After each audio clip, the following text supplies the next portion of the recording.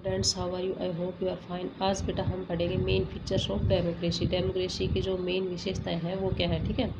तो पहला है बेटा collective decision making and participation. यानी कि डेमोक्रेसी में एक तो बेटा जो डिसीजंस जो बनाए जाते हैं वो सामूहिक रूप से बनाए जाते हैं, और पार्टिसिपेशन मतलब जितने भी लोग हैं उनका क्या होता है उसमें इनडायरेक्ट वे से पार्टिसिपेशन होता है। जो अपने लीडर्स को अपने रिप्रेजेंटेटिव्स को क्या करते हैं, अपने वोट के द्वारा अपना वोट डाल के उनको इलेक्ट करते हैं, ठीक है। अब आता है the main feature of a democracy is that the people have the power to elect their leaders. यानी कि जो मेन फीचर है डेमोक्रेसी का, प्रजातंत्र का, वो क्या है कि बेटा उसमें लोगों में इतनी पावर होती है कि वो अपने लीडर को, अपने नेता को इलेक्ट करते हैं। So in this sense democracy in is ruled by the people. इस तरह से इस हाँ हम मतलब बता सकते हैं कि भी डेमोक्रेसी में जो लोग हैं वो क्या करते हैं, इनडायरेक्ट वे से जो लोग हैं उन्हीं के द्वारा शासन चलाया जाता है। Decisions are made collectively after debate and consultation. Debate होता है बहस, और कंसलेशन परामर्श। यानी कि जो डिसीजंस जो निर्णय बनाए जाते हैं वो सामूहिक रूप से एक उसके ऊपर बहस होती है, चर्चा होती है, ठीक है, और उसके बाद जो परामर्श निकलता है उसके द्वारा डिसीजंस बनाए जाते हैं। Democratic governments in our times are usually refer to a representative democratic. Democratic government क्या होती है, जिसमें बेटा जो जनता है वो अपने रिप्रेजेंटेटिव्स को क्या करती है, इलेक्ट करती है, ठीक है। Representative democracy is a democracy in which people do not participate directly but choose their representative through an electrical process. अब ये डेमोक्रेटिक जो गवर्नमेंट होती है उसमें क्या होता है बेटा कि जो जनता होती है वो डायरेक्ट पार्टिसिपेट नहीं करती, बल्कि वो अपने रिप्रेजेंटेटिव्स को क्या करती है, इलेक्ट करती है इलेक्शंस के द्वारा, ठीक है। These representatives collectively take decisions for the entire country. और ये जो रिप्रेजेंटेटिव होते हैं जिनको जनता इलेक्ट करती है वो क्या करते हैं बेटा, सामूहिक रूप से सभी मिल करके क्या बनाते हैं, पूरे देश के लिए डिसीजंस बनाते हैं, ठीक है। अब आता है यूनिवर्सल एडल्ट फ्रेंचाइज। मैंने बताया था आपको सार्वभौमिक वैश्विक मताधिकार। Right to express one's choice by casting vote is called franchise. यानी कि जो अपने आप को, अपनी चॉइस को एक्सप्रेस करता है, ये सभी का अधिकार है बेटा। वो अपना वोट डाल करके क्या, अपना मत का प्रयोग कर करके वो अपनी चॉइस को एक्सप्रेस कर सकता है, ठीक है। When the right to vote is given to every adult is called the universal adult franchise. जब बेटा सभी को वोट डालने का, जितने भी युवा लोग हैं उनको जो वोट डालने का अधिकार दिया गया है, तो इसको क्या बोला गया, यूनिवर्सल एडल्ट फ्रेंचाइज, सार्वभौमिक वैश्विक मताधिकार। These days, a government cannot call itself democratic unless it allows its citizen the right of universal adult franchise। यानी कि अब देखा जाए बेटा, अब इन दिनों अगर किसी गवर्नमेंट को जब तक डेमोक्रेटिक गवर्नमेंट नहीं कहा जाता, अगर वहाँ के जो नागरिक है अगर उनको अधिकार नहीं दिया गया किस चीज़ का, वोट डालने का, ठीक है, तो उसको हमें डेमोक्रेटिक गवर्नमेंट नहीं कह सकते। Universal adult franchise means all the adults in the country are allowed to vote। Universal adult franchise का मतलब क्या होता है कि बेटा जितने भी कंट्री में एडल्ट्स हैं, जितने भी युवा लोग हैं, उनको वोट डालने का क्या होता है, अधिकार होता है, उनको अनुमति मिली होती है। In the earliest times women poor and uneducated were not allowed to vote. बेटा पहले के टाइम में जो महिलाएं होती थी, जो गरीब लोग होते थे, जो पढ़े लिखे हुए लोग नहीं होते थे, उनको वोट डालने का अधिकार नहीं था। Only man who were educated and having property could cast their vote. खाली आदमी और जो मतलब एजुकेटेड पर्सन होते थे, ठीक है, जो आदमी मतलब जो मैन एजुकेटेड होते थे, अच्छे पढ़े लिखे हुए होते थे, जिनके पास अच्छी प्रॉपर्टी होती थी, ठीक है, वही अपना वोट डाल सकते थे।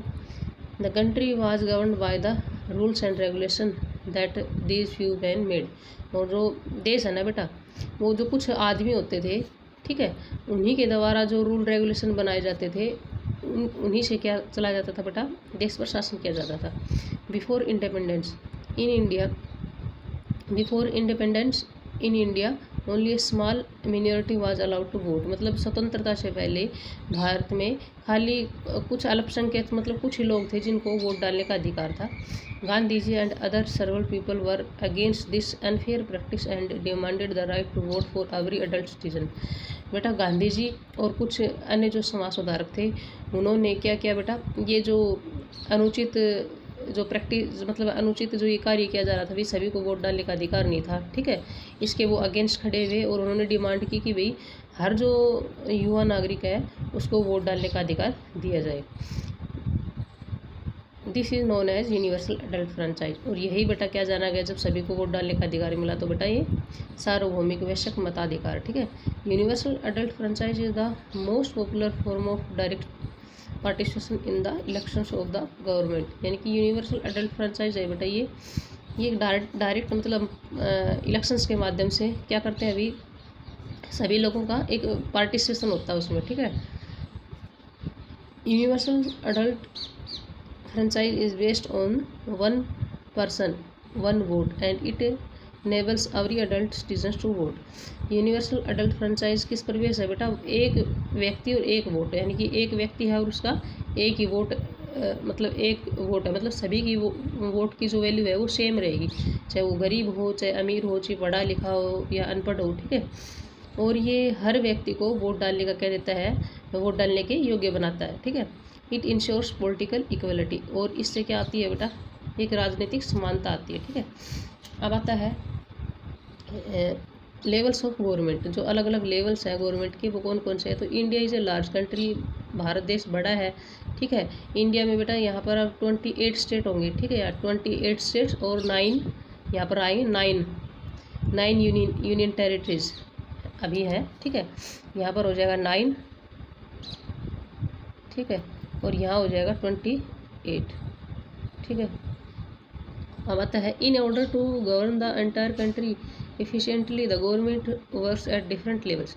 अब पूरे देश में बेटा एक अच्छे से शासन चलाने के लिए मतलब कि अलग अलग लेवल्स पर गवर्नमेंट क्या करती है, कार्य करती है। तो लेवल्स कौन कौन से बेटा, एक तो नेशनल लेवल है, एक स्टेट लेवल है, एक लोकल लेवल है।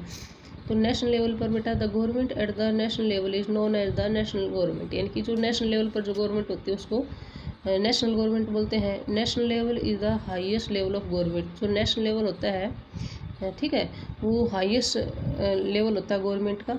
It relates with the issues of national importance like national security, finance, railways, external affairs etcetera. मतलब जो नेशनल जो लेवल पर जो इश्यूज होते हैं, जैसे वो राष्ट्र के लिए महत्वपूर्ण इश्यूज होते हैं, जैसे नेशनल सिक्योरिटी है, फाइनेंस और ये रेलवे से संबंधित या एक्सटर्नल अफेयर जितने भी बाहरी कार्य हैं, ठीक है, उनसे संबंधित ये सारे नेशनल लेवल पर आते हैं। और state level means the level which covers an entire state like Haryana और आसाम। मतलब स्टेट लेवल क्या है कि भाई वो लेवल जो पूरे एक स्टेट को कवर करता है, जैसे हरियाणा है, आसाम है, ठीक है, ये स्टेट है। The government at the state level is called the state government. और स्टेट लेवल पर जो गवर्नमेंट होती है उसको स्टेट गवर्नमेंट बोलते हैं। The state governments look after the state government looks after the welfare of a particular state. State government होती है वो एक अपने पर्टिकुलर स्टेट के भलाई के लिए कार्य करती है, ठीक है। It caters to issues relates to the entire state.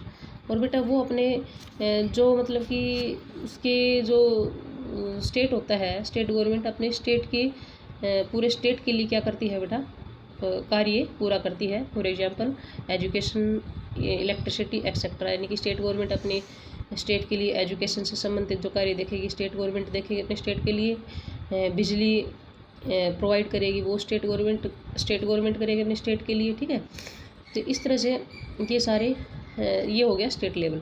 अब आता है local level. The government in a village, town और locality is known as a local government. यानी लोकल लेवल पर जैसे टाउन्स या फिर विलेजेस में, ठीक है, कोई गांव में या फिर किसी टाउन में, ठीक है, इस तरह से जो गवर्नमेंट होती है वो लोकल गवर्नमेंट होती है। Local government means government of our village, town और लोकेलिटी। यानी कि जो हमारे गांव की जैसे गांव में सरपंच पंच होते हैं, ठीक है, तो वहाँ पर वो लोकल लेवल पर गांव के मतलब क्षेत्र को संभालते हैं, ठीक है।